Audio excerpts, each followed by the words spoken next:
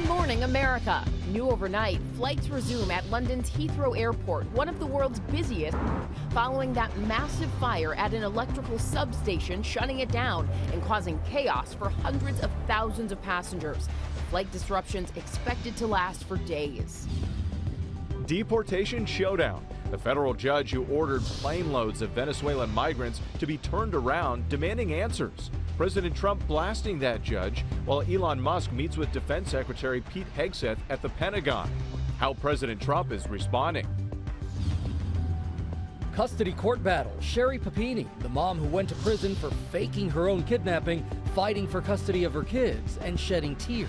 Why her ex says no way. Fire danger. 25 million Americans under red flag warnings. High winds threatening to whip up any wildfires as Samara tracks a new cross-country storm, bringing snow, rain, and more gusty conditions. Remembering George Foreman, the former heavyweight champion of the world, passing away at 76, creating a boxing legacy spanning 3 decades.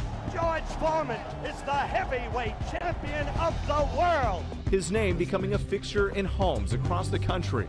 This morning, a look back at the boxing legend and entrepreneur.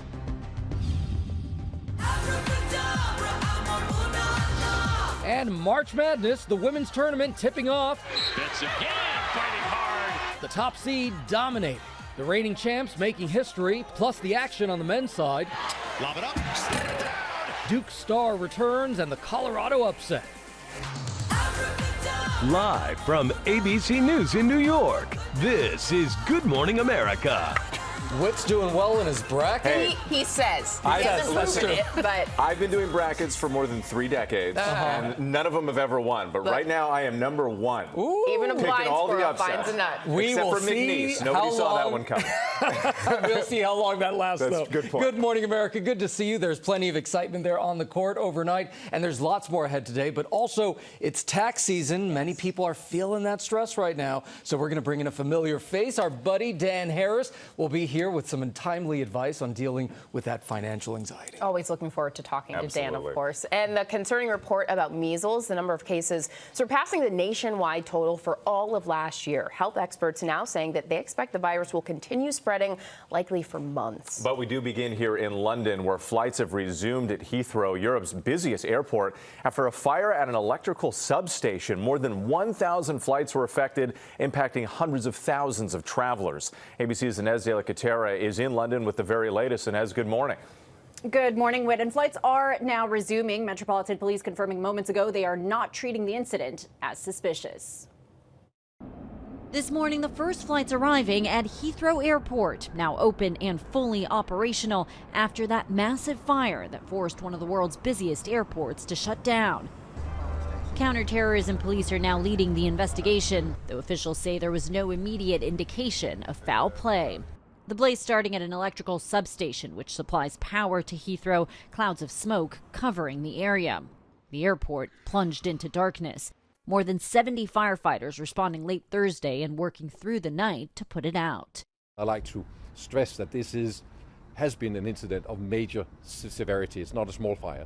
We have lost power equal to that of a mid-sized city. This video taken mid-air aboard an American Airlines flight showing the aircraft turning around, heading back to Charlotte as Heathrow shut down. Travelers left stranded around the world. Roughly 1,300 flights take off and land at Heathrow every day. This morning, Heathrow saying in a statement, "We have hundreds of additional colleagues on hand in our terminals, and we have added flights to today's schedule to facilitate an extra 10,000 passengers traveling through the airport." And that additional staff brought in to help clear the backlog, which could still cause disruptions over the coming days, though most flights have now resumed. Gio? All right, Inez, thank you so much. We're going to go to Washington now and the tense legal battle between a federal judge and the Trump administration over deportation flights. At issue, more than 200 Venezuelans who the White House calls gang members. ABC's Selena Wang is following it all. Good morning, Selena. Hey, good morning, Gio. And that showdown between President Trump and the federal judge is escalating over the deportation of hundreds of Venezuelans. The Trump administration argues that the president has the power to round up individuals, deport them to a foreign country with no obligation to show any evidence against them to a court. Overnight, the tense standoff between President Trump and the federal judge demanding answers about the administration's deportation of more than 200 Venezuelan migrants to a prison in El Salvador. The president invoking the Alien Enemies Act, a centuries-old wartime law that allows the government to deport people with little or no due process. Federal Judge Boasberg calling the president's use of the law incredibly troublesome. And the Trump administration's arguments about the extent of presidential powers awfully frightening. Judge Boasberg grilling the Justice Department lawyer, asking why the flights with Venezuelans on board were immediately turned back to the U.S. despite the judge's explicit order to do so last Saturday.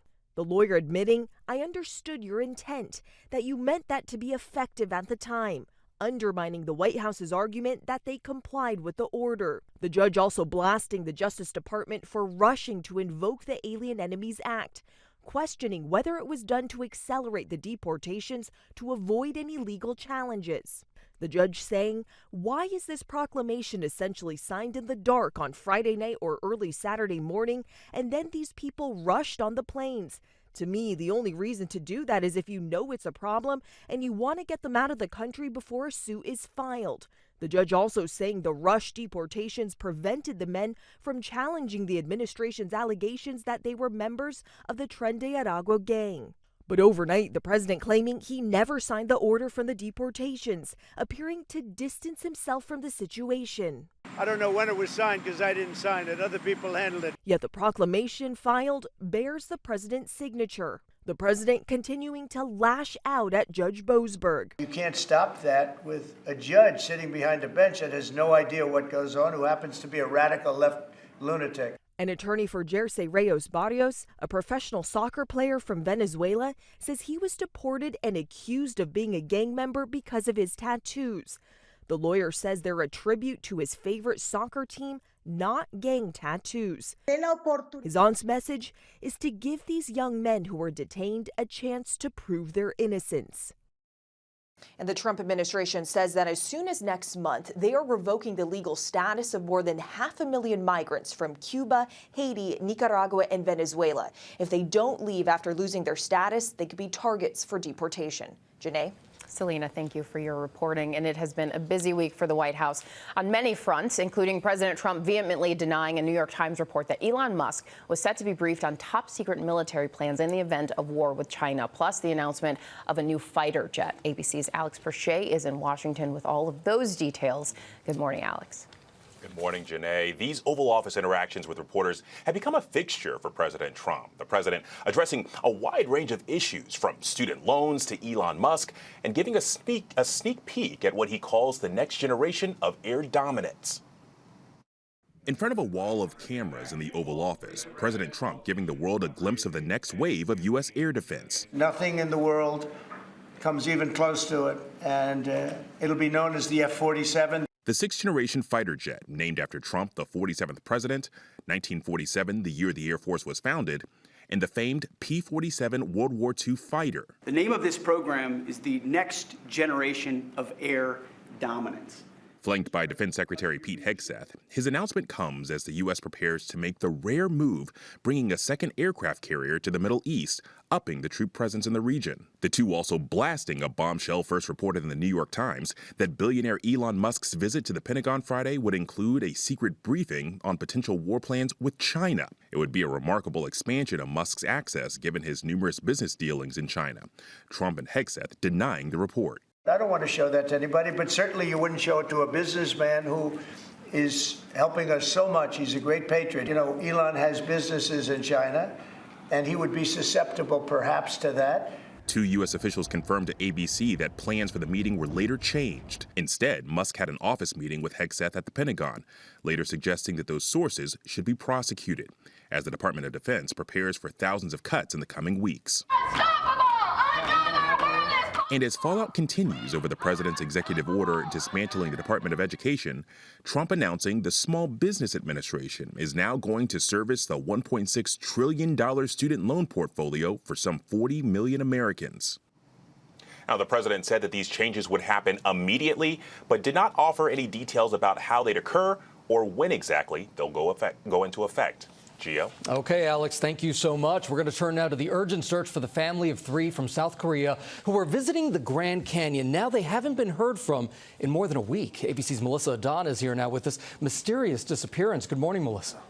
Absolutely, Gio. Good morning. So investigators are searching for a mother, daughter, and aunt who went missing on a road trip. Now, investigators tell us there are no signs of foul play, but the family's last known whereabouts was on a major highway.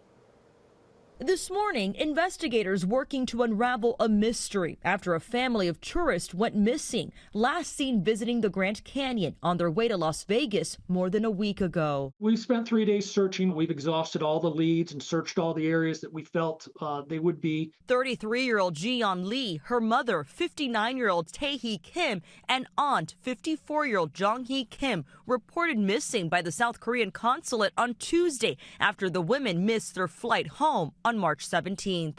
According to investigators, GPS data from their white BMW rental car shows it was last traveling westbound on Interstate 40 on March 13th. The same day, a deadly multi-vehicle pileup took place on that snowy highway near Williams, Arizona. Authorities say the fiery crash involving more than 20 vehicles killed 2 people and injured at least 16 others. It's not known if the family was involved in the accident. The hospital that treated the victims tells ABC News the missing women are not among their patients. Are there still any cars that are unidentified or any people that possibly may be unaccounted for from that? That is possible that they were in that accident. We've searched all the Forest Service roads along that area. It was a very hot burning fire for a long time. The cars are very hard to identify, and they are working to try to identify those cars. So at this point, investigators are still monitoring for any activity on the family's rental car and their phones, and they're also asking for anyone to share with them videos or photos from that fiery Interstate 40 crash as crews comb through the wreckage, working to identify all of those vehicles. Yeah, still so many questions there. Melissa, thank you. We appreciate it. Moving on now to new concerns as a measles outbreak in Texas continues to grow, and experts predict the virus will keep spreading for the next few months. The state is now reporting 309 cases with 1 death. There are now 378 confirmed measles cases across 17 states. That's more than the 285 cases in all of last year. Almost all of the cases are among those who are unvaccinated or whose vaccination status is unknown. Let's switch gears here now to March Madness as the women and the men take the court this weekend. ABC's Ike Ajachi is here with the latest overnight. Ike, how's your bracket? Hey, it's terrible. But it's okay. I'm with millions of others across America. But good morning, you know, and just like my bracket, the madness, it's going to continue. We saw everything from bracket busters to buzzer beaters. The men finishing up their first round of play, setting the stage for some spirited rivalries, while the women's tournament tipped off, proving that the top seeds are not to mess with. Gardner will left it fly from three-point land. This morning, the madness continues. The women's tournament kicking off, and the 1 seeds showing their dominance. Betts again, fighting hard. UCLA, the top overall seed, is enjoying its best season in program history, led by Lauren Betts, a Player of the Year candidate. The Bruins overwhelming the Southern Jaguars 84-46. Joyce Edwards, strong move for a freshman. As for South Carolina, the reigning champs, fans from all over showing out, like this young fan getting into the spirit, putting the names of all the players on her braids. Even rapper Plies giving head coach Dawn Staley some championship gold before the game. The South Carolina women's team going on to score the most points in an NCAA tournament game in the history of their program, dominating Tennessee Tech 108-48. Out top, play ball good. Other notable wins, Columbia staging a dominant comeback against Washington on Thursday for their first NCAA win. Lob it up, down, Malawans, big finish. On to the men's. Proctor to Flag, layup goes. Cooper Flagg and the Duke Blue Devils impressive in their tournament debut. Flagg coming back from an ankle injury, scoring 14 points, leading his team over Mount St. Mary's, setting up a showdown with Baylor in the second round. Padula got the screen, the three, bullseye! What a shot! Their main rival, North Carolina, whose spot in the tournament was highly criticized, falling to Ole Miss 71-64. A lot of activity, jumps and finishes. UConn, the reigning two-time champs, are on a quest for a three-peat. The Huskies taking down Oklahoma 67-59, advancing to the round of 32, where they'll face number 1 seed Florida. Clifford with the kick out. Lake with a three-point try from the corner. That's a killer for the Rams. And it wouldn't be March Madness without those upsets. Number 12 seed Colorado State sending number 5 Memphis packing, continuing their 11-game winning streak and advancing to the round of 32 for the first time since 2013. Now, the men's and women's tournaments will continue all day today. Some great games today, including Juju Watkins and USC's first game, and the matchup between St. John's and Arkansas, Pitino and Calipari. Two coaches with a long history going up against each other, It's going to guys. be a great one. It's going to be good. Yeah. Lots of madness that continues. I thank you so much. Sorry about your bracket already, Yeah, sorry too, about by that. the way. But Wits is Always number next 1. year. Yeah. So There we go. There we go. So this morning, we are remembering one of the biggest names in boxing, heavyweight champ George Foreman, passing away at the age of 76, capturing gold in the 1968 Olympics, fighting Muhammad Ali in the Rumble in the Jungle, and proud pitchman of the George Foreman Grill, which I lived off that thing in college. That the angle, the grease strips out and everything. Remember that? ABC's Morgan Norwood is here with a look back at his life and many achievements. Morgan, good morning. Wait, good morning. George Foreman wasn't just a fighter. He was truly a force. Olympic gold, heavyweight glory, and a career that defied time itself. There's often this debate, right, about the GOATs, the greatest of all time. But before we had Brady, before LeBron, there was Big George. And this morning, fans and friends are remembering the legend's life both in and out of the ring. The winner, and once again, heavyweight champion of the world, Big George Foreman. He was the two-time heavyweight champion who proved age has no bounds. Fondly nicknamed Big George, creating an immeasurable legacy in the sport of boxing with a career that spanned 3 decades. The impossible dream has happened. His popularity and good-natured personality also helped his post retirement ventures as a businessman, making millions promoting this widely successful indoor grill named after himself. Great tasting, healthier food in minutes. This morning, the world mourning the loss of boxing legend and entrepreneur George Foreman. His family announcing his death in an Instagram post, writing in part, a devout preacher, a devoted husband, a loving father, and a proud grand and great-grandfather.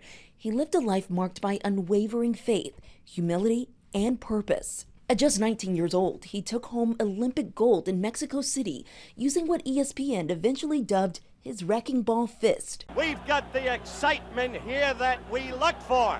Then winning his first heavyweight title at just 24 with a stunning knockout of the undefeated Joe Frazier. There he goes. 3 times. 3 times. It is over. It is over. It is over in the second round. George Foreman is the heavyweight champion of the world. And in perhaps the most famous fight of all time, he took on Muhammad Ali in the historic Rumble in the Jungle in 1974 and suffered his first ever loss. Another sneaky right hand. This time he worked over the shoulder of Foreman. Foreman retiring in 1977, but returning to the ring a decade later, and in a shocking move, chose to face Michael Moorer, who is 19 years his junior. Foreman throwing fewer and fewer punches now, it seems, as rounds 8 and 9 have progressed. Moorer appearing to head towards an easy victory. That was until Foreman, at 45 years old, pulled off a spectacular knockout in the 10th. Michael Moorer is down. Down goes Moorer on a right hand. An unbelievably close-in right hand shot. 5, 6, 7, 8, 9, 10. It happened! Becoming at the time the oldest man in history to hold the champion title. After his career in the ring, he focused on entrepreneurship, promoting the George Foreman Grill, which made him wealthier than the sport ever did, selling more than 100 million units. The commercial rights selling for more than 138 million. It makes all of your favorite foods and it knocks off the fat. Overnight, tributes pouring in. Fellow boxing superstar Mike Tyson writing, his contribution to boxing and beyond will never be forgotten. George Foreman was 76 years old. And this morning, Foreman's family says they're grateful for the outpouring of love and prayers and kindly ask for privacy as they honor the extraordinary life of a man that they were blessed to call their own. Guys? All right, Morgan, thank you so much. And we have a lot more coming up here on Good Morning America, including the courtroom drama as the California mom who went to prison for staging her own kidnapping now tries to win custody of her children. And Broadway's bet on star power, how major Hollywood names on the marquees are filling the seats this season. And in our second hour, back in the spotlight, marking 1 year since Princess Kate revealed her cancer diagnosis. Stick around. You're watching GMA on this Saturday morning.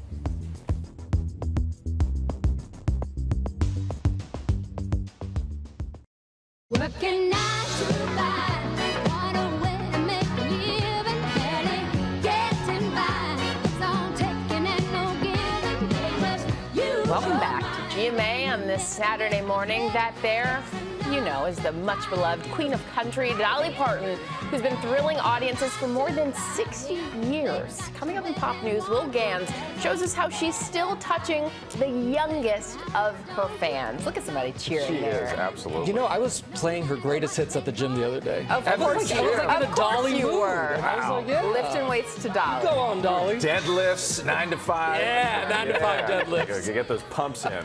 All right, we got a lot of other stories that we're following this morning. Here's a look at the headlines on this Saturday. Happening right now, faced with the potential loss of $400 million in federal funds, Columbia University agreeing to a major policy change. The school following the Trump administration's demands to change its rules about protests on campus, including reviewing its Middle East Studies program and faculty, ensuring it is, quote, comprehensive and balanced. Also right now, wholesale egg prices have dropped for the 4th straight week. The wholesale price of eggs falling 89 cents down to $3.27 per dozen. But experts warn of an uptick in price with more people buying eggs for Easter. And it was a night to remember as Minnesota Timberwolves veteran Joe Ingles made his first start in 3 years. And it's not just that he got to start, but he got to play in front of his autistic son Jacob, who's just become comfortable attending games but had never seen his dad play. Ingles' wife and 2 other children were also there, all of them cheering him on. What a Beautiful moment. Yeah. Yes. We do start this half hour with Sherry Papini, the California mom who spent time in prison for faking her own kidnapping, now battling for custody of her children. ABC's Zoreen Shah is in Los Angeles with more on what happened in court. Zoreen, good morning. Good morning, Mitch. Sherry Papini's ex-husband says she is a danger to their children after she gained national attention for faking her kidnapping and hurting herself. After losing her marriage, losing her freedom for almost a year, the big question is whether she can have custody of her kids. Sherry Papini crying in court during her contentious child custody hearing as her ex-husband argued the mother of 2 who faked her own kidnapping is not safe for their children. My position today is that she should not be along with the children. Her ex-husband Keith saying he learned through the children going to therapy that Papini would allegedly torment their kids, having them smell rubbing alcohol and forcing them to visit a doctor, making a case for supervised visits. Keith claiming Sherry exhibited erratic behavior. We were almost walking on eggshells because anything would set her up. She did in fact burn herself. She did in fact hit herself with hockey pucks and everything else. And once I knew that that was the reality, I of course didn't feel safe with the kids. Papini's attorneys saying she has changed since the arrest. Ms. Papini has gone through an enormous amount of growth. 9 years ago, Papini faked her kidnapping on a jog. Keith calling 911. So I'm like totally freaking out, thinking like somebody grabbed her. After 22 days, Papini appearing bruised and branded 150 miles away from home. Are you chained up? Yes. She claimed 2 Hispanic women abducted her, but officials concluding she faked the kidnapping and spent 3 weeks with a former boyfriend. Papini eventually pleading guilty to 1 count of making a false statement and mail fraud. Papini's therapist, brought in by her team as a co-parenting expert, also testified in court, saying that after multiple psychotherapy sessions with Papini since 2022, he believes she was abducted. I'm gathering from your testimony that you're in the believer camp that she was actually abducted. Yes. Keith supporting Papini until her story came under scrutiny, divorcing her after the charges. She used my children, the times that they were home when I wasn't there, to help her carry on this fake abduction. After serving 10 months behind bars, she's now fighting for custody. I'm not optimistic that she's going to win this case. Sherry Papini has not shown that there's been any change in circumstances, that the children need to see more of her, or that she's changed at all. As of right now, the judge says Papini will get 1 hour monthly supervised visits. Papini did not speak yesterday. They ran out of time. The next hearing is set for May 20th, and so all eyes will be on her and if she can make the case that she has changed. Gio. Yeah, a case that the nation was following. All right, thank you so much, Doreen. If you look at something that causes anxiety for many, tax season and managing your finances all year long, former Weekend GMA anchor and host of the 10% Happier podcast, Dan Harris, has interviewed dozens of leading experts in the psychology of money and joins us now with a few tips. Dan, welcome back. We love you. Our personal guru, by the way. Absolutely. Old man Dan with all the wisdom. Let's start by reassuring everyone that they shouldn't beat themselves up. Financial anxiety and problems are widespread, nothing to be ashamed about, and they are survivable. Yes. Okay. First of all, I don't want to sugarcoat financial anxiety. It is real. I'm not here to say that your problems are imaginary. But this habit that we have that is culturally ingrained to beat ourselves up does not help. We believe it helps, but actually there's a ton of research to show that something called self-compassion is a much better strategy. What is self-compassion? It's basically the ability to talk to yourself the way you would talk to a good friend. It's basically switching from an inner drill sergeant to an inner coach. A coach doesn't let you off the hook. It doesn't, he or she does not ignore your mistakes. They're just not jerks about it. Okay, so how do you actually do this out in the world? Here's a 3-step process from a great researcher named Kristen Neff. The first is mindfulness. Just to notice, oh, I'm in a shame spiral right now. I'm beating myself up. I can't believe I'm Janae and I spent $700 at Sephora. I was just going to say, you don't speak nicely to me as your friend. I was waiting for it. So just to notice, okay, this is happening right now. I'm beating myself up. Second step is to recognize, even though you feel alone, you are not alone. Millions of other people are experiencing this exact same thing right now. Third step, and this is the most important, talk to yourself the way you would talk to a good friend. We all have this capacity. In the third person. Yeah, in the third person, using your own name. Hey, Janae, it's okay, you spent that money. Or I actually use the word dude. Dude, I know you're freaking out right now. You can deal with this. I love that. And you know, if you're in a relationship, money can really be a big stressor when you're in a relationship. Of course. What advice do you have for couples? I interviewed on my show this woman, Wendy De La Rosa, who's a professor at Wharton, and she has a bunch of tips, and I'll give you 3 of them. The first is to, instead of having the money issue be me against you, because that's the way it normally goes, you're not saving enough or you're spending too much, to make it us against the problem, to mutually agree on what's the problem and what are the goals and proceed from there. That can engender a kind of a team mentality. The second is to choose the right time to talk. I have made the mistake of approaching my wife while she's in the middle of something else and complaining about the Con Ed bill. As you can imagine, that does not go well. So to pick a time and place to, yes, bless that woman, to pick a time and place where everybody's got a low resting heart rate to talk about things at a jointly agreed upon time. And then the third tip is to automate. We now have technology that can automate transfers from checkings to savings, from checking to savings. We can automate bill payments. If you take automation, it takes decisions out of the game. It reduces frictions. There are fewer things to fight about. And speaking of partners, the other thing that you say, it's important to understand our own and our partner's money stories. What does that mean exactly? Okay, so this is where things get really deep, and I think this is really like the fundamental fix. Money is so complicated in all of our lives. We all, and in our culture, we're kind of embarrassed to talk about it. So there's a lot of shame around this, and you really need to understand, like, where do your attitudes come from? And I'll be a little vulnerable here on national television. So open up. To look at me, I think most people would say, what does that dude have to worry about? I was a well-compensated news anchor for 20 years here at ABC News. I run a successful business. I was raised by doctors, upper middle class scenario, and yet anxiety about money literally keeps me up at night. It is the number one thing I worry about. And I felt a lot of shame around that for many years. Who am I with all this privilege to worry about money? And then I started to investigate my family tree. And in my family tree, there is a lot of poverty. And my great-grandfather, for example, was an immigrant to this country in the early 1900s, really hustled in an environment that was quite anti-Semitic, and ended up taking his own life in the family home after losing all of the family's money and being investigated by the FBI. Wow. There were actually articles that I found about him.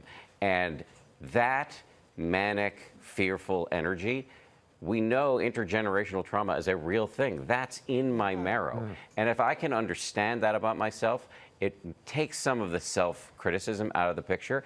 And my wife understanding that about me makes our conversations easier. In me understanding what her history is, that makes our conversations even easier. So this is deep work, but worth doing. Yeah. Well, unfortunately, we are out of time because there's so much more we want to ask you, but we appreciate you being vulnerable. One of my favorite things about you is you always check your privilege, Dan Harris. It is one of your superpowers. Thank you so much for coming here and shedding your light. I keep waiting for the hammer to drop. I know, wait up. I'm going to wait you off there. I got you.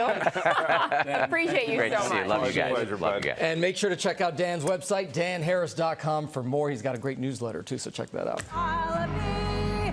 Oh, there she is. Absolutely, Nicole Scherzinger. Back now on GMA with the Hollywood stars turning to Broadway. Theaters hoping that the big names will draw in more crowds. So who's on the stage? Well, ABC's Will Gans has the rundown. For the record, you guys, I asked to come in for this segment via bubble like Glinda and Wicked. And for some reason, not in the budget. They said no budget. You got that beautiful background there. I'll take what I can get around here. That's right. It is a huge season for Broadway, you guys. For the first time in a long time, all 41 Broadway theaters are up and running, and they are full of A-listers. Let me throw some names at you. Robert Downey Jr., Denzel Washington, Idina Menzel, George Clooney, Katie Holmes, Michelle Williams, all on Broadway this season.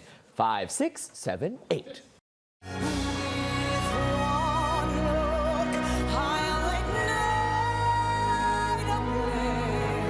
With one look at Nicole Scherzinger in Sunset Boulevard, George Clooney in Good Night and Good Luck, Denzel Washington and Jake Gyllenhaal in Othello, Here she is! or Audra McDonald in Gypsy. It's curtain up on Broadway's most star-studded season ever. You did awesome. Audiences are shuffleball changing their way into theaters to see their faves on stage. So far this season, Broadway has welcomed over 11 million in attendance. That's a 17% increase from last season, and that number continues to grow. And some shows, including Nick Jonas's The Last 5 Years, have yet to officially even open. I'm not the only one who's hurting here. I've been covering this industry for over 20 years, and this is by far the starriest season I've ever seen on Broadway. It's a chance for them to prove themselves to the masses that they can do so much more than just what you see on screen, whether it be on TV or on film. Fresh off his Oscar and Emmy Award wins, Kieran Culkin is starring in Glengarry Glen Ross, angling for the Tony in his quest for that elusive and exclusive EGOT status.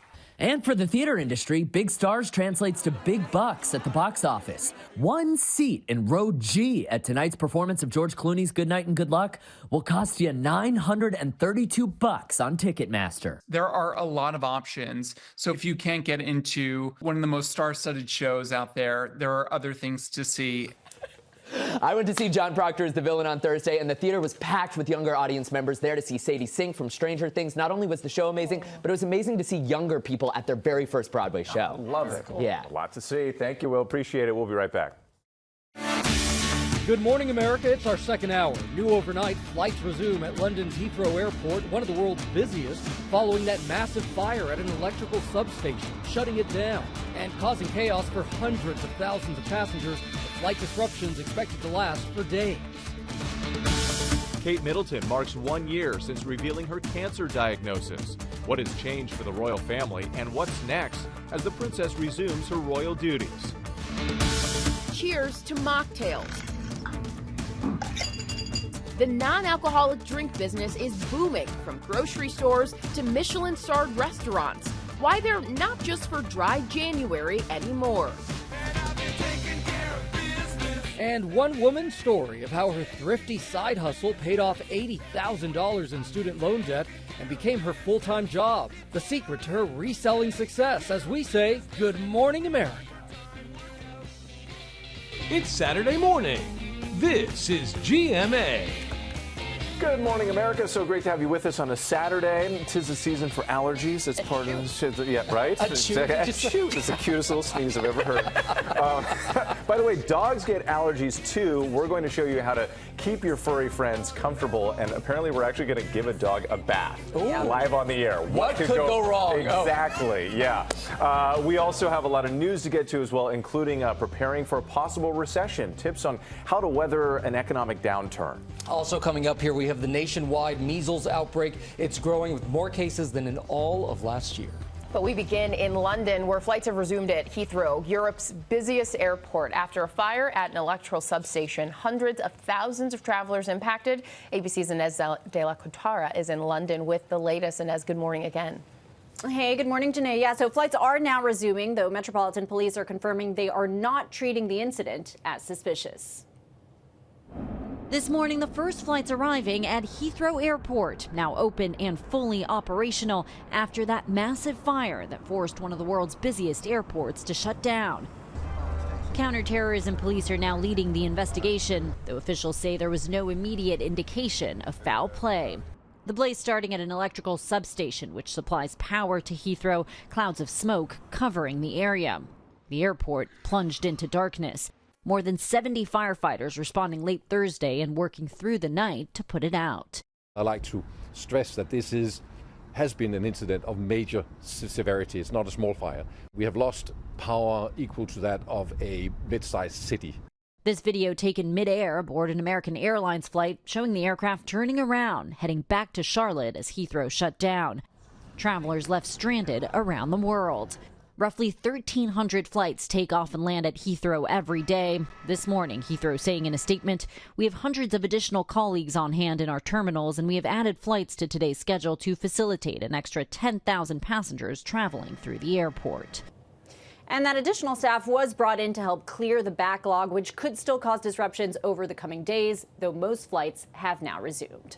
Gio? Okay, Inez, thank you so much. We're going to turn now to concerns over the measles. Cases are rising nationwide. In fact, they're now surpassing the number for all of last year. ABC's Rena Roy is following this. Good morning, Rena. Hey, good morning, guys. Yeah, the numbers really just seem to keep rising. There are now more than 370 cases across the country in 17 states, according to recent CDC data. That means there are more cases so far this year than all of last year. Keep in mind, we are only in March. More than 60 people have been hospitalized so far, with children under 5 seeing the highest rates of hospitalizations. Unfortunately, 2 deaths have been linked to measles this year, 1 under investigation and 1 confirmed, which marked the country's first measles-related death in a decade. Now, officials say most of the cases are in Texas and New Mexico, where there are ongoing outbreaks. And it is important to note most people infected are unvaccinated or have unknown vaccination status. Guys, we say it all the time, but it is a good reminder. The CDC recommends 2 MMR vaccine doses as the best way to protect against measles, mumps, and rubella. Definitely some concern with these new outbreaks. Rena, thank you. We appreciate it. Now to those acts of vandalism aimed at Tesla facilities. President Trump Friday calling it terrorism. ABC's Morgan Norwood has the latest. Morgan, good morning. Hey, good morning to you. This morning, the FBI is also out with a new public service announcement warning of these recent incidents at Tesla dealerships and on the cars itself, urging the public to look out for suspicious activity. Also, a new warning this morning from President Trump. He's vowing that anyone caught sabotaging a Tesla could face up to 20 years in prison. He's calling them terrorists, those suspects. And it also echoes what his attorney general described on the attacks, calling them domestic terrorism.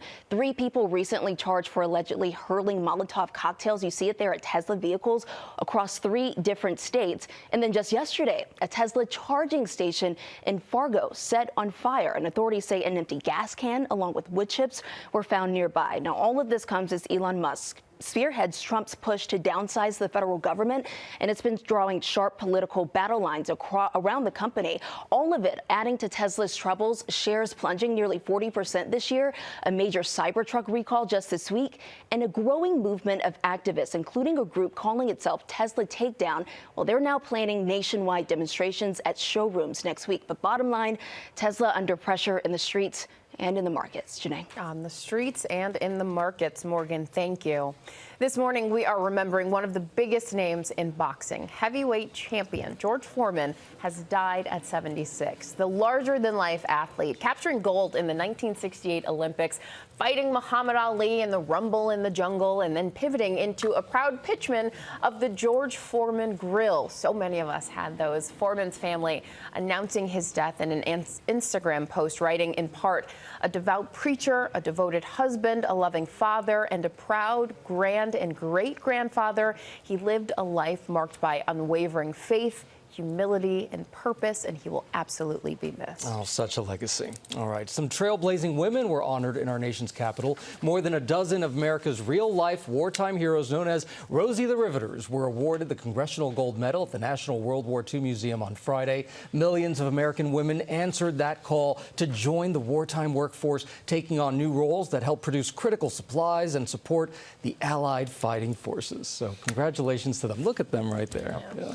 Coming up here in our GMA morning menu, it's been 1 year since Princess Kate revealed her cancer diagnosis. What has changed for her and her family as she resumes her royal duties? Also ahead, Tori Johnson is here with deals and steals with huge savings on accessories from bling to bags and so much more, starting at less than $10. And splish splash, Capone the dog is taking a bath. What you need to know about your dog and allergy season. We'll be right back here on GMA. This is going to be good TV. See how this goes. Sure is.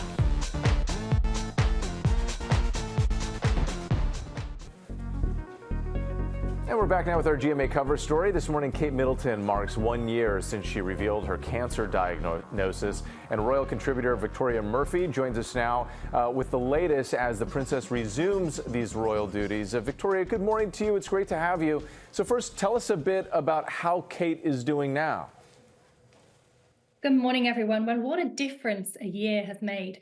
Things really do feel so much more positive now than they did this time last year, when she really shocked the world with that announcement that she had cancer. And that was a time that Prince William has since described as the most difficult probably in their life.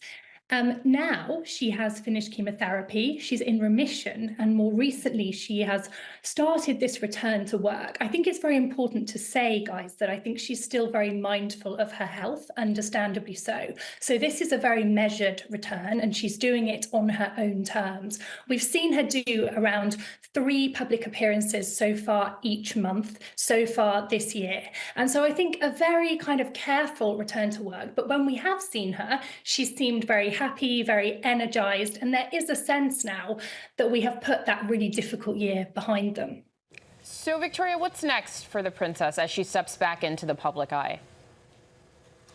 So I think it's important to say that this return to work is going to continue to be very gradual. I think we're going to see her do only a handful of engagements each month moving forward, maybe a little bit of travel later on towards the end of the year. I think we're going to probably see her focus on some of those key charitable projects of hers, and also some of those big moments that we expect to see the royal family as, such as state visits or trooping the colour. I'm not sensing that there is any expectation from anyone within the royal household or from the public here for her to do any more than that, because I think people are really respectful and mindful of her health. She's always wanted to focus very much on her family, but it does feel now that, this has been huge for her, and it feels that there's been a real kind of doubling down on that now. And Victoria, obviously, this must have had a tremendous impact on the royal family. It's had a huge impact on the royal family for the last year. And of course, because we've also had the king also being treated for cancer at the same time. So personally and professionally, over the last 12 months, they have been hugely affected. But it very much feels now here that there is a real sense of coming out of the other side of that now. The king has been very busy, and it feels like we're much more back to that kind of normal rhythm of engagements. All right, Victoria Murphy, thank you so much for joining us with that update there. We appreciate it. All right, time now for some pop news. Let's talk about pop news. Will Gans is here. Will Gans All is right, back. buckle up, people. I hope you're ready for some pop this morning. We begin with Severance wrapping up its wildly popular second season on Thursday and celebrating with the announcement of a third season just a few hours later. Series director Ben Stiller and Apple CEO Tim Cook making the announcement on Twitter. And Ben has promised, by the way, that it won't be another long 3 years in between seasons. Okay. So that's good. Okay. Although, get this, Ben is a very busy guy these days, thanks to a sequel that's going to bring you down, baby. It will bring you down to Chinatown. Meet the Parents 4 is officially a go with original stars Ben Stiller, Robert De Niro, Blythe Danner, and Terry Polo set to return. No word yet on plot details, but maybe in the fourth one we can finally settle that debate as to what Huff the Magic Dragon is actually about.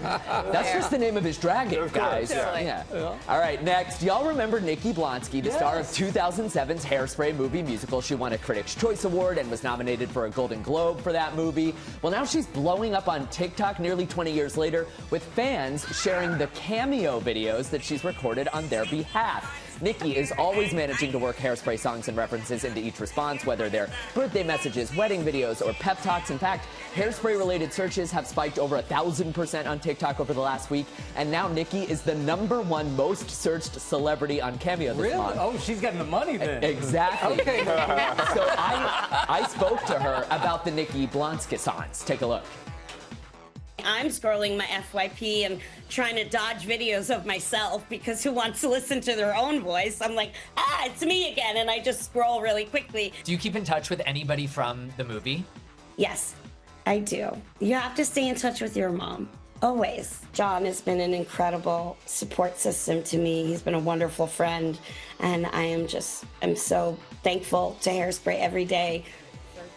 So Nikki also told me, by the way, that she's currently going through a divorce, and all of this unexpected joy is coming at a very welcome time. She's raised her Cameo prices. Yes, she has. Yes, she has. But you go, girl. She says it's not about the money. It's about connecting with Hairspray fans, okay? Good morning, Baltimore. Yes, I love the reference.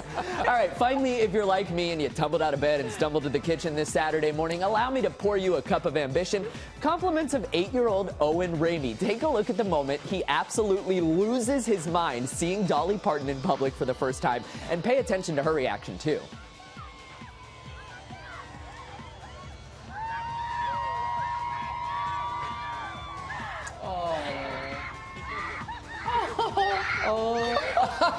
Oh my God. She's still looking at him. Thank God he kept his cool, right?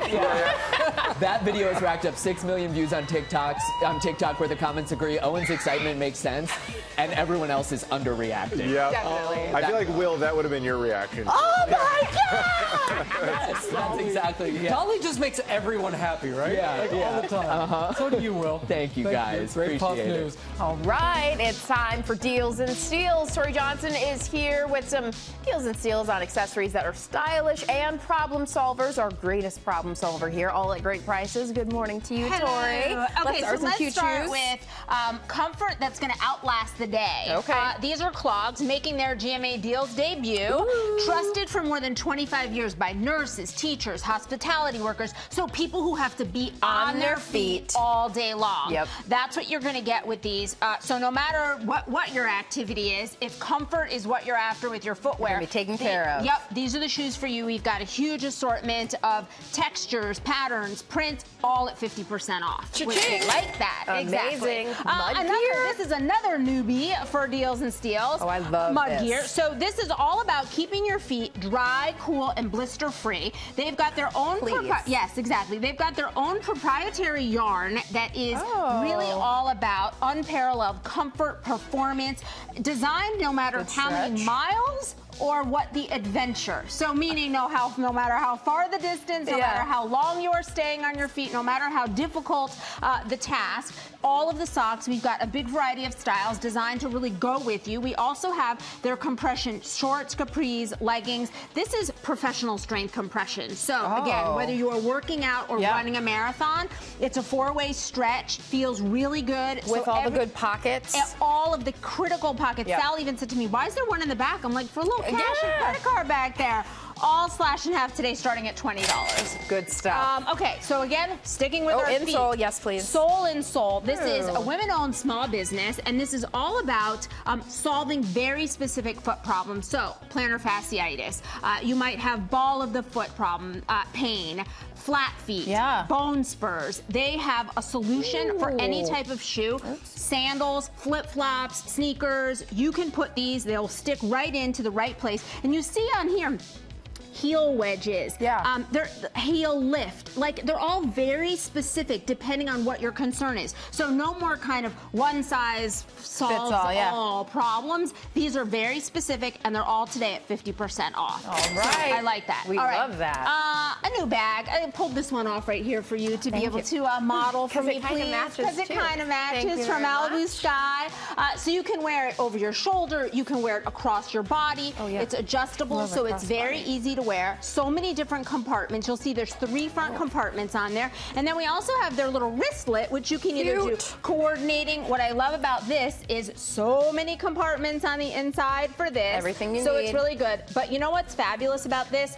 The price. These today are $13. Wow. These bags are $20. Look at all of these colors, plus free shipping. Take your pick. 13 to 20 and free shipping. You cannot beat that. Ooh, we love it, Tori. Okay. I do love that. And I do love, you know what, where we were talking earlier about economic strain, but sometimes you just really need a new bag. Right. So I And when wanted it's to at a bring you great one. price. 20 and free. There Come you on. go. Okay. Jill Zara. These are, it's a polymer bead, a little clay, a special type of clay bead. Yeah. Stretchy to fit on almost any size wrist, to then be able to keep your keys front and center and look stylish at the same time. So these are just great. It's an easy way to carry your keys, but then also look stylish at the same time. These today, $13. Really fun, women-owned company. You've got some bling over here. We do have some bling. All right, so as the weather warms up, anklets are the thing, right? Oh my Show off gosh. a little glam. So we've got a big variety of anklets here. That's just, again, a little fun glam. Then also, like, look at these rings. Like, cute.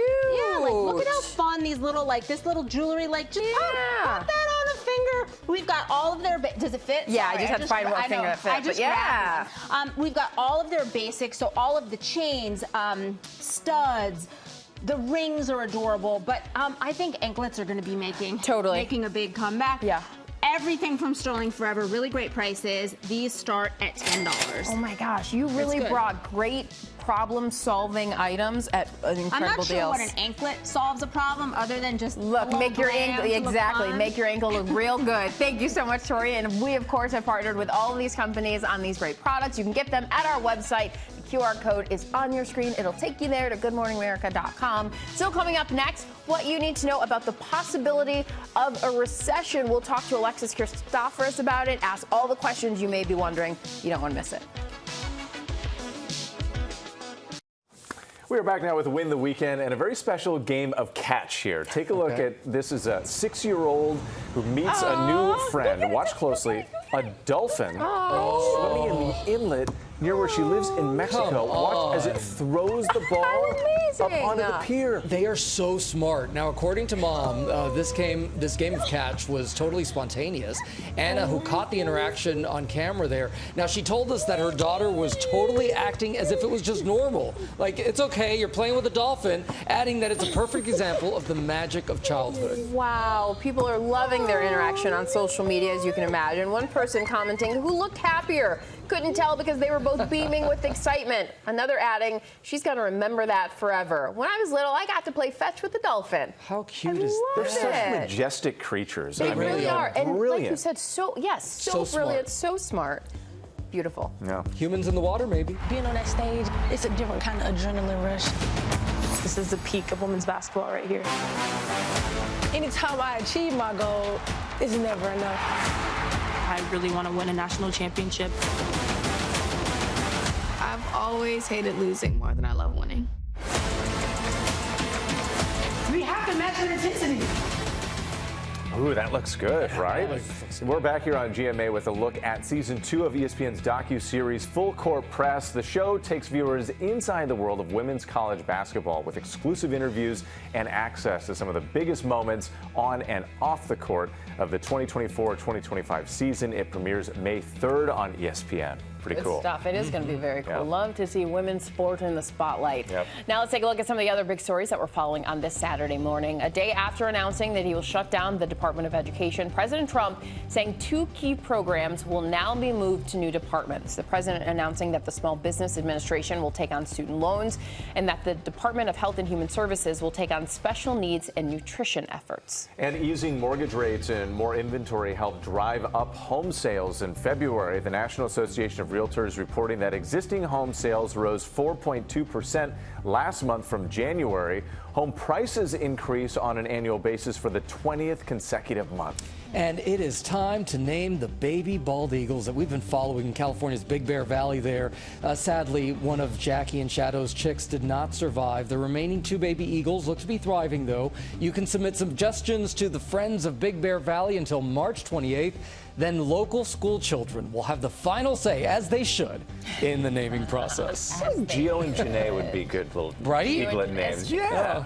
Isn't there like a push to get Lara's name for something at the national? Well, there's like a leopard. Yeah, Lara the leopard. Everybody gets an animal. Gaining momentum. Everybody gets an animal. Now to financial news and the warning from economists about a pending recession. Alexis Christophers joins us now with how it could affect you and what you can be doing to prepare. Good morning, Alexis. This all started from a conversation that we were all having last weekend with so many questions. So let's start with what exactly is a recession and why are economists raising the odds of one now? We were talking about it in the hallway here after the show. Yeah, a lot of people are searching for recession on Google. The searches are up like 1,200% in the past few days. Here's the news. A recession is part of the normal economic cycle, right? It usually occurs every 6 to 7 years. And in a recession, the economy just stops growing. It actually starts shrinking for several months. At the same time, unemployment rises. And there's actually a panel of experts at the National Bureau of Economic Research who make this call. It's based on a number of factors, including hiring and consumer spending. Now, today, we've got uncertainty over tariffs, government layoffs, falling consumer confidence. All of that has some economists now raising the odds of a recession to as much as 40%. And even the Federal Reserve this week lowered its outlook for economic growth, but they said the likelihood of a recession is, quote, not high. Interesting. And part of the conversation was how the previous recession impacted us all differently, right? And so if we were to slip into a recession this time, how might it be different than what we've seen in the past? Especially for folks who are would be living through a recession for the first time now. So there have been 14 recessions in the U.S. since the Great Depression of 1929. The shortest was the one during COVID.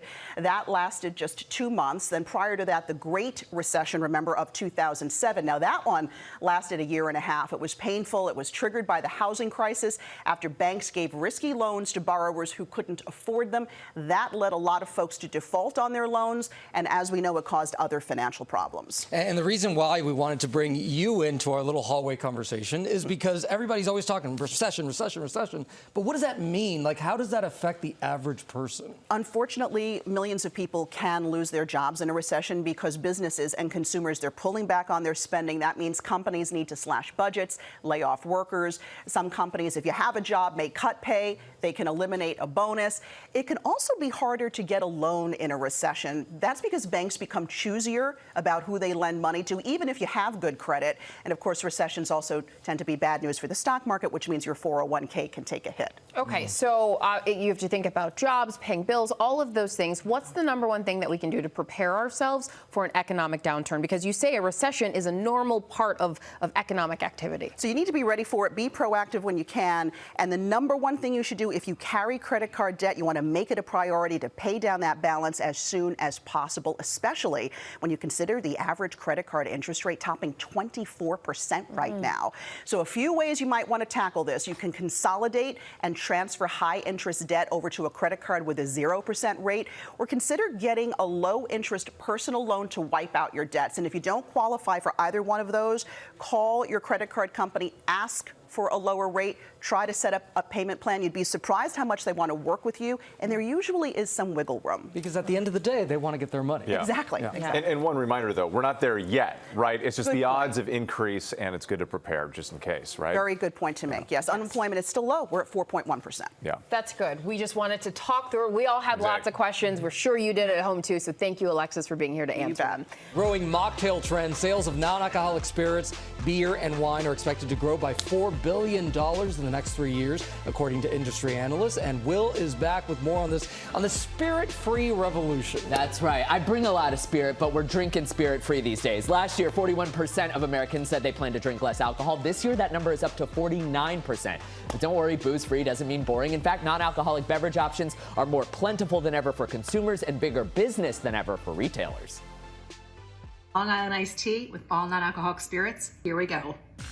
People are popping the cork on adult non-alcoholic drinks now more than ever. Citrusy, ginger, but it does still give you that little bit of burn. A recent study finding that nearly half of Americans plan to drink less alcohol this year, but they're still willing to spend on splashy non-alcoholic sips. This is big business. Beverages are about a $250 billion industry around the world. And this can be very inclusive for people who are not drinking for whatever reason. You're going to even see these on grocery store shelves. Local grocery stores carrying more and more brands like Hopwater, Athletic Brewing Company, and even Tom Holland's Bureau. High-end Michelin star dining establishments incorporating booze-free options into their menus too, like the restaurant Cato, one of Los Angeles' most sought-after reservations, with their extensive non-alcoholic beverage program, including their green strawberry daiquiri, Arnold Palmer, or their cold brew Hurricane. For me, it was partially selfish, actually, because as someone who doesn't drink alcohol, I've wanted to have options, something thoughtful when I go out to dine. So I thought that if we created something here that was compelling and it was successful, that hopefully would motivate other people to do the same. The increasing demand for these colorful, liquor-free options is yet another sign that the sober, curious movement continues to gain momentum. Some of the trends you're going to be seeing are a lot of fizzy juices and pops that you may have had as a kid. Think about grape soda or red pop, things like that. Just because that kind of cheeky sensibility is something that we're seeing Gen Zs are very interested in. All right, so one popular mocktail option that you can order at home, or you can often find it on a menu at a restaurant, is the Phony Negroni from St. Agreste's. A 12-pack is $63 on their website. You can take a sip for yourself. And this is your favorite? This is my favorite. It is, yeah, Phony Negroni. They make a mezcal option. They make an espresso option. This is just the classic Phony. I mean, you can't tell that there's no alcohol in this. Yeah, I love it, and it feels festive. Yeah, it does. Cheers, Wilgans. Cheers, Perfect guys. to launch Cheers. into spring, right? That's right, When exactly. You go with the Phony Negroni. Cheers, Samara. Let's get a look at the weather now. Yeah, cheers, guys. No, I'm joking.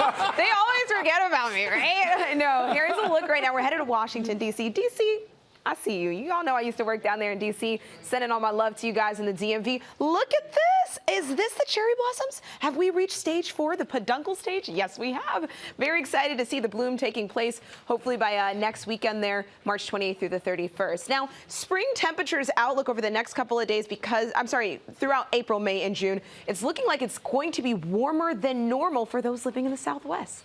That's a look at the forecast across the country. Let's see what's going on in your neighborhood.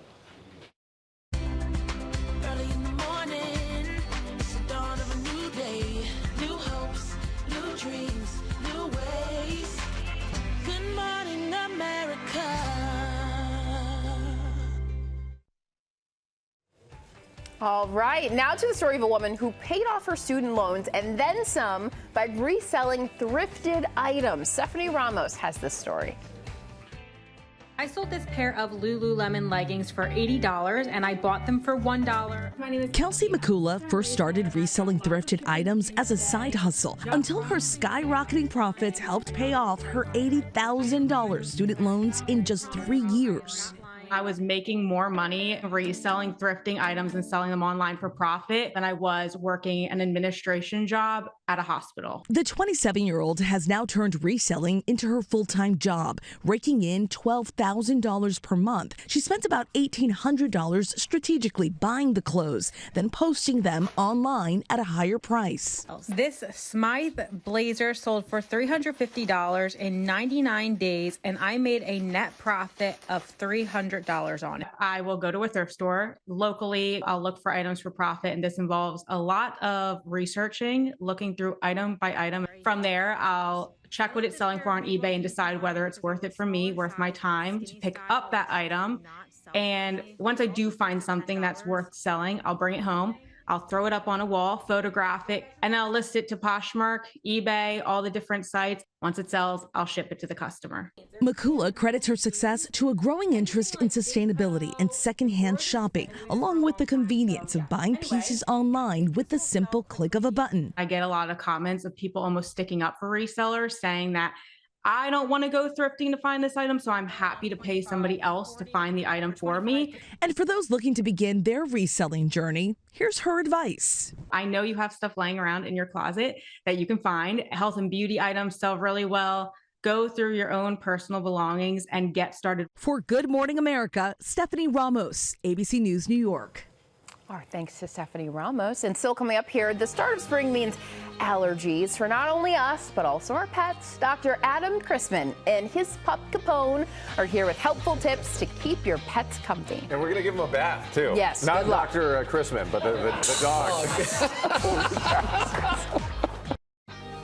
We are back now on GMA, and spring has officially sprung, and our furry friends can also suffer during allergy season. So Dr. Adam Chrisman, a veterinarian with more than 1 million TikTok followers, joins us now with tips for pet owners. Dr. Chrisman, it's always great to see you. Good to see you again. And we're gonna actually give a dog a bath. We're gonna do for it the first time ever. What can go wrong? Yeah, of course.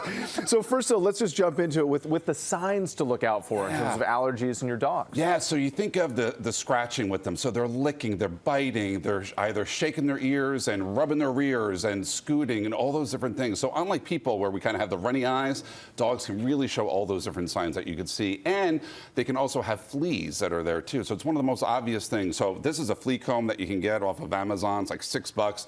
Most common area that you're going to see is the base of the tail for that. So I really want all those pet parents to make sure they're on a good flea and tick preventative for their pets. Perfect. And then we're looking for the signs. And then another question that a lot of people have, over-the-counter medications for people, things like Benadryl and stuff, can that work for a dog? Unfortunately, they're ineffective for neutralizing and controlling the itch. Okay. So it can help decrease some of the redness or whatever. But by the time that some of these pet parents spend all this hundreds of dollars, they can really invest in seeing us, the veterinarian, and getting a prescription that can help target, neutralize the itch, and treating any underlying infection, whether it's bacteria or yeast. Okay, all right, we're going to dive right into it here. All right. You say it, giving a bath. We're going to head over this way. Let's go to the splash zone. Giving dogs a bath is a good way to remove allergies. It is. So, the largest organ of the body is the skin. Yes, so and Chris is helping us with the handling, and that's Capone. This is Capone. Oh, he's a handsome fellow. Thank you. He's a standard wire-haired dachshund. He's a supersized version of a dachshund wit. And so, basically when they're itchy, you really want this water to be nice and cool. Okay. When they're hot and inflamed, that's interesting. Cool. We always think like, hot shower because that's what the people want. Right. Absolutely. Okay. So you want to do this. And of course, contact time is so important. A lot of pet parents think that they can just put it on the skin. No, you really want to get them on the fur. You really want to get it underneath the skin, depending on the type of breed that you have. Good boy, there. Capone. What a good boy. We want to be careful of the eyes, of course. Okay. So a washcloth, and you can really lather up. Since it's just regular water that we're using, and then of course, you can use a basic type of shampoo that you can have. So I have. What about getting the shampoo like into the skin, like past the fur? You can even use a loofah pad or whatnot too, and and a little bit goes a long way. So you really want to get underneath in there, massage it in, and of course, standing here, of course, 8 minutes of contact time. Right. Oh, look at the face. Look over here. Look at this face. I can't even take it, Whit. Right. Capone. He's a cutie. I know. Thank you so much. And the other thing is to distract them because you want to keep them distracted. So this is a lick mat that you see here. You could put peanut butter. Wow, okay. Right? High value treats on him, but he's really interested in you. So that's helping with. So good job. Keep it going. Yeah, stay with me, Capone. We're going to get through it together. So lathering that in is important. The other thing that you see there are some sprays. Now, I know a lot of pet parents like to use sprays, but you want to make sure, believe it or not, dogs don't like that sensation. Oh, really? No, okay. They don't. So a good thing to do is you can either spray it on a paper towel and then apply it to a dog. It works great. It's a great hack. And you were talking about some of the hacks to keep them in place. So you mentioned this thing, sort of the lick pad. What else do you suggest? So for our frosted face dogs, aka our senior dogs, I don't want them to fall. It's a big thing. So you can get a something like this that you can get at a big box retailer or even like, look at that. It's just like people put these in the showers too, so they don't. So it's the same thing for dogs. You don't want them to fall, and you want to work with your senior dogs too. So if they happen to sit, let them. That's okay. So so you want to do that, and then of course contact time is so important because again, all these allergens. This is the time of year where we see it so much, going from the winter to springtime. So we want to rinse as good as we can. Oh, Capone, here we go. Okay, here he goes. There's our moment, everybody. Okay, so we don't have much time left, but what about drying your dog? Okay, or something watch to keep in this, mind? Whit. So what you do, are there towels around? Yeah, Okay. there are towels. So Yes, I can help with the towel. If you have a long-nosed dog like this is what you're going to do. You're going to just gently close his muzzle. Okay. And look, he's not shaking, everybody. Oh. He's not shaking because you're holding the muzzle. Is that what it is? Yes. If you have a pug. Holding the muzzle stops him from shaking? Yes. I know.